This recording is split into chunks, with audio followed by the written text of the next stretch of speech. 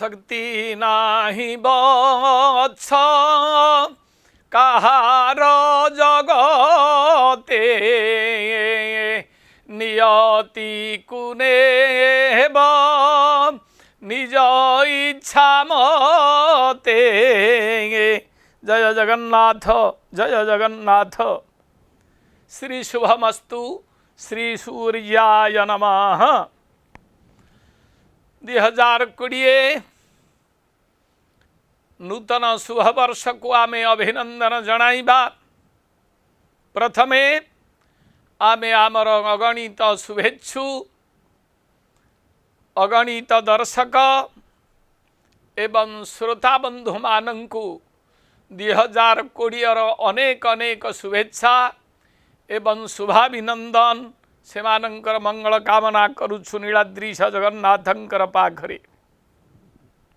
देखंतु वृष राशि व्यक्ति विशेषंकर 2020 नूतन वर्ष किभली भावरे अतिबाहित हेबो, शुभ अशुभ, भल मंद, सुख दुख, हानि लाभ, यार तो फेंटा फेंटी होची मनीषर जीवन आमे जानी नबा। देखंतु प्रथमे 3-2 कृतिका वृष, 4-2 रोहिणी वृष, 5-2 मृगशिरा वृष। किंतु वृष राशि रहिला 3टी नक्षत्र परिवर्तन हैला। 27 नक्षत्र 12 गोटी राशि।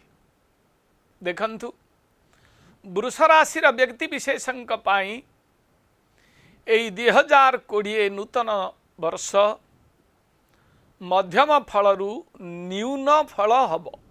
अर्थात सेमानंक जीवन रे एही नूतन वर्ष अनेक समस्या नहीं आसीबो।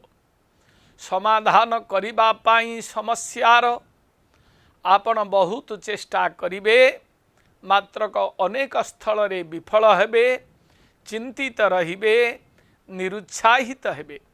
शनि, बृहस्पति एवं केतु एई 3 जनकर कुप्रभाव रे आपणकर मानसिक स्थिति मेरुदंड दोहली जीव। देखंतु जो विद्यार्थी एवं विद्यार्थिनी माने शैक्षिक क्षेत्र रे अछंती, विद्या अध्ययन करुचंती, से माने पाठ क्षेत्र रे अमनोयोगी हेबे, निरुत्साहित रहिबे। केवल सेतिकी नुहे, सेमानंकर रिजल्ट मध्य सेमानंकर मन मुताबक हब नाही। एणु आमे सावधान हबा। सावधानर सह किभली भावरे आमे जदि जानिले आगकू विपद अछि, तेबे आमे सावधान हबा जरूरी। तेणु विद्यार्थी एवं विद्यार्थिनी माने चिंतित एवं चिंतिता न होई समनोयोगी हेबे एवं अधिक परिश्रम करिबा पाई यत्नशील हेबे। वृष राशि पाई दाम्पत्य जीवन दुखप्रद हब एवं पारिवारिक जीवन मध्य निरुत्साहित रहिब एवं उदास रहिबे। पति पत्नी मध्यरे, परिवार मध्यरे बेले बेले अशांतिर घन घटा आसी प्रवेश करिब। देखंतु केवल सेतिकी नुहे, आपण जदि नूतन कर्म क्षेत्र अनुसंधान रे थांती, तेबे वर्षर प्रथमार्ध पर द्वितीयार्ध रे जाई किछि सुजोग आपणकर आसीबो, जाहाकि आपणकर मुहरे टिकिए हस दबारे साहाय्य करि पारिबो। किंतु आपणकर जे उद्यम चेष्टा ताकू आपण अब्याहत रखिबे। वर्षर प्रथमार्धरे विशेष शुभफल आपणकर नाही, द्वितीयार्धरे किछि शुभफल आपणकू आसीबो। आपण दैनंदिन प्रतिकार करिबा पाई गोटिए कला षंढ बा कौनसी कला व्यक्ति को जदि किछि खाद्य खाइबा पाई देबे, छता एवं कमल जदि देबे, बा दैनंदिन शिव दर्शन करिबे, अथवा भगवती काली को दर्शन करिबे, बा शनिंकर बीज मंत्र आपण पाठ करिवे तेबे निश्चित भाव में आपण को शुभ फल प्राप्ति हेबो। देखंतु जो माने व्यवसाय करूछंती एवं बा नूतन व्यवसाय जो माने आरंभ करिवे से मानंकु मध्यम फल प्राप्ति हेबो।